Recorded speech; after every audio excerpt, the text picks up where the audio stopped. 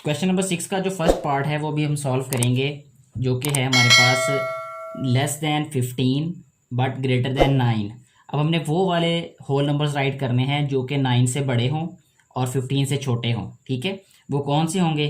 वो होंगे 10, 11, 12, 13 एंड 14।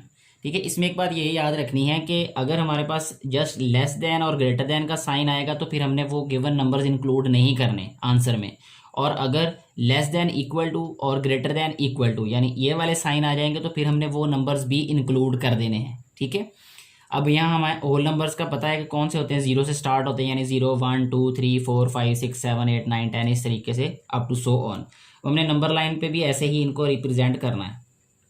तो ये बहुत ईजी है, ये जिस तरह हमने रियल नंबर्स के लिए नंबर लाइन ड्रा की थी उसी तरीके से ये नंबर लाइन भी ड्रा करनी, लेकिन फ़र्क इसका ये है कि ये 0 से स्टार्ट होती है। ठीक है, इसमें जस्ट पॉजिटिव नंबर्स ही आएंगे, ये 0, ये 1, ये 2, 3, 4, 5, 6, 7, 8, 9, 10, 11, 12, 13, 14, 15, 16, 17, 18, 19 और 20 तक राइट कर लेते हैं ये। ठीक है, अब इसको मैं एक नंबर ऊपर लिखता हूँ, एक नीचे लिख देता हूँ, ताकि जो है वो मार्कर से जो है वो जगह इतनी बच जाए कि वो लिखा जा सके।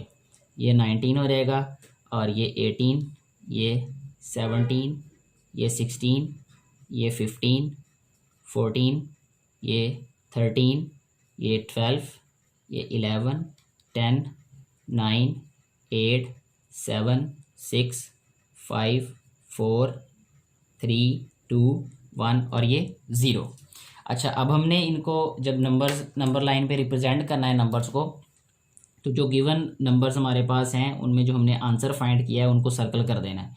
तो 10 को सर्कल कर देना है। ठीक है, इसके अलावा 11 को सर्कल कर देंगे, 12 को सर्कल कर देंगे, 13 को, 14 को। ठीक है, ये आंसर आ जाएगा। ठीक है, मैंने इसलिए ये ऊपर नीचे लिखे हैं क्योंकि बोर्ड मार्कर की वजह से जो है वो जब नीचे लिखा जाएगा तो जगह नहीं बचनी थी मज़ीद। ठीक है, वो बड़ा करीब करीब होके लिखे जाने थे ये, इसलिए आप लोग जब ये नंबर लाइन बनाएं तो नीचे ही लिखें सारे नंबर्स। ठीक है, एक ही लाइन में नीचे लिखें, तो फिर उसको सर्कल कर दें। तो इस तरीके से हमारा ये क्वेश्चन सॉल्व हो जाता है।